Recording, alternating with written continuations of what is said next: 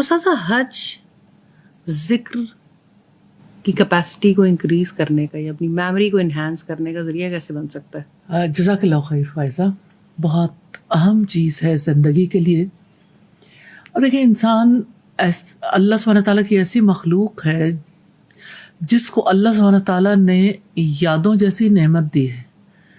کبھی تو یہ یادیں انسان کے لیے عذاب بن جاتی ہیں اور کبھی یہ یادیں رحمت اور اطمینان بن جاتی ہیں.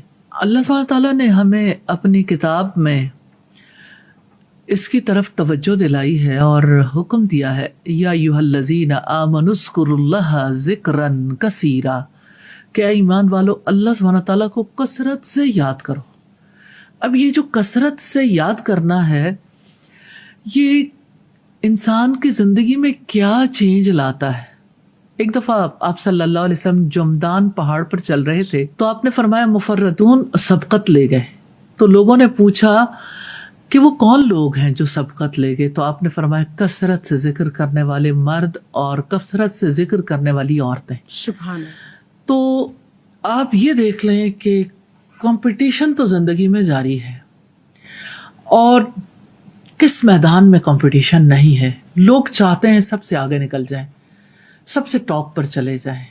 تو اللہ سبحانہ تعالیٰ کے نزدیک سب سے ٹاپ پر جانے والے وہ لوگ ہیں جو اللہ سبحانہ تعالیٰ کو کثرت سے یاد کرتے ہیں. سبحان اللہ.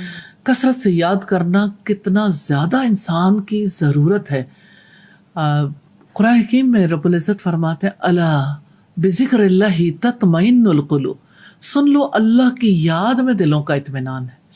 اب یہ اطمینان جو ہے نا، کنٹینٹمنٹ، یہ نہ مال سے خرید سکتے ہیں، نہ یہ کنٹینٹمنٹ انسان کو اپنے یعنی گھر والوں کے اندر نصیب ہوتی ہے، نہ تنہائی میں نصیب ہوتی ہے، جب تک کہ انسان اللہ سبحانہ تعالیٰ کا ذکر کرنے والا نہ بن جائے.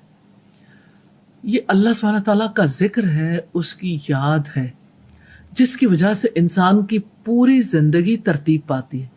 آپ یوں سمجھ لیں کہ جیسے کپڑے کا تانا بانا بنا جاتا ہے نا، تو انسان کی زندگی کا جو تانا بانا ہے نا، وہ اللہ سبحانہ تعالیٰ کے ذکر سے بنا جاتا ہے. ایک انسان اس کو ایک اور اینگل سے بھی دیکھ لیجئے. جیسے مثال کے طور پر، جیسے آپ کسی آٹے کو گوندتے ہیں یا کسی بھی چیز کو کوک کرنے کے لیے آپ اس کا بیٹر بناتے ہیں، تو یعنی اس میں مختلف چیزیں مکس کرتے ہیں نا. جیسے کوئی آٹا ہے یا کوئی مطلب ایسی چیز ہے جس کو دوسرے سے مکس کرنا ہے، تو اس کو مکس کرنے کے لیے پانی ہے یا دودھ ہے یا کوئی اور چیز ہے. تو جو ہماری زندگی ہے نا، اور جو ہماری شعوری زندگی اور ہماری جو روحانی زندگی ہے، ہماری جو اصل زندگی ہے، اس کا خمیر جو ہے نا، وہ اللہ کی یادوں سے اٹھتا ہے. اللہ سبحانہ تعالیٰ کا ذکر نہ کریں، اس کی یاد دلوں کے اندر نہ ہو، زبان پر نہ ہو، تو اس کا نتیجہ کیا نکلتا ہے؟ اگر مجلس ہو تو رسول اللہ نے فرمایا کہ وہ مجلس باعث حضرت بن جائے گی قیامت کے دن، جس میں اللہ سبحانہ تعالیٰ کا ذکر نہ کیا جائے. اور پھر اب دیکھیں کہ جس وقت ہم اللہ تعالیٰ کو یاد نہیں کرتے، اس کا ذکر نہیں کرتے، تو اس کی وجہ سے ہماری زندگی کتنی متاثر ہوتی ہے.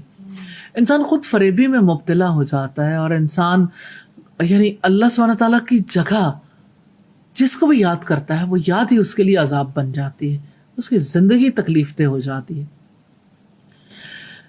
لوگ پوچھتے ہیں شرک کیا ہے؟